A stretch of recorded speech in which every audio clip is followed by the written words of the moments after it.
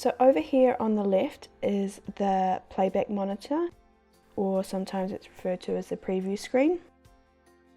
Basically, this is what your final video is going to look like based on what you do here on the timeline. So as I scroll, you move this playhead here through the timeline, I can see my video on the left and how it will appear. Obviously at the moment it looks very rough because this is all raw footage. Now as you saw me moving this playhead, you also saw this little dot moving. I can scroll through the timeline in the preview this way also. Likewise, I can press play, so you can hear that music track playing with that visual because it's appearing at the same time. I can do rewind and fast forward, or I can simply press the spacebar to begin playing. Now up here we see the duration times, which are quite important. So this is showing me where my playhead currently is sitting. Here and here I'm at 1 minute and 5 seconds, and the second time here is the overall duration of the video.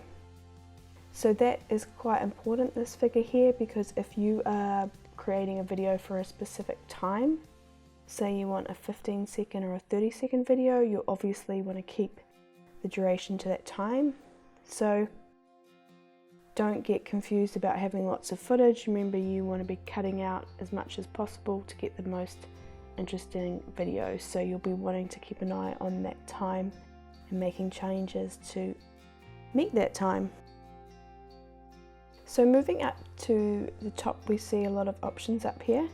So up here I can copy and paste, and now I have a duplicate of that piece of footage.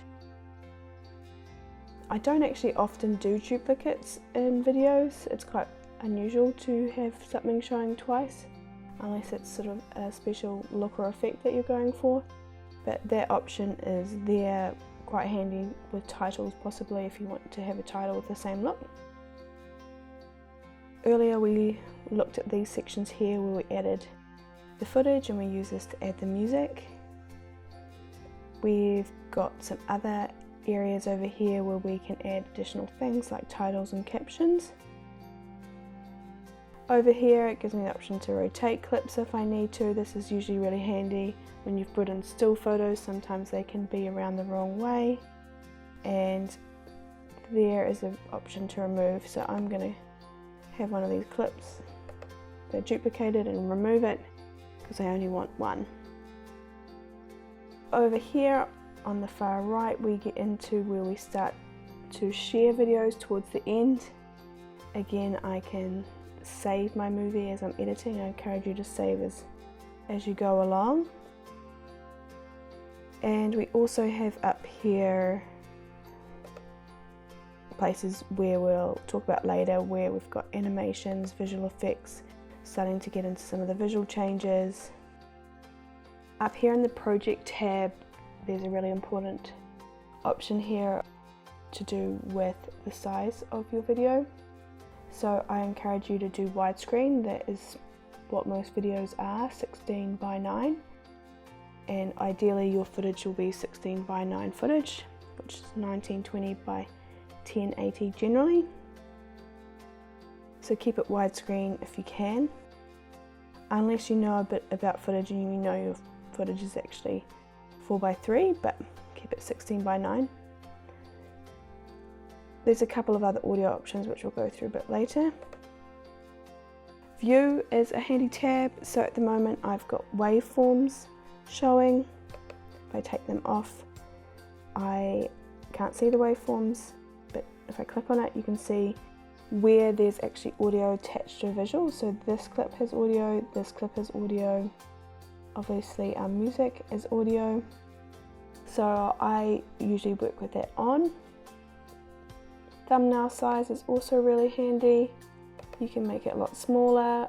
If you've got a lot of footage going on, that would probably be a good idea, but I like to keep it quite large. You can also zoom in, zoom out, etc. Then as you add more things to your timeline, you will get additional tabs. So I've got visuals on my timeline, so I get this video tools one. I've got music. And then later when I have a narration or some titles, I'll also get additional tabs. And these give me additional options, which we'll talk through as we go through each of those sort of additions that you can make. Lastly, up the top, we have, your home, you got your save button, maximize your screen, always very handy undo button. And then because we are working in Microsoft, we can't forget the right click option. So I right click on my mouse, you get a couple of options also.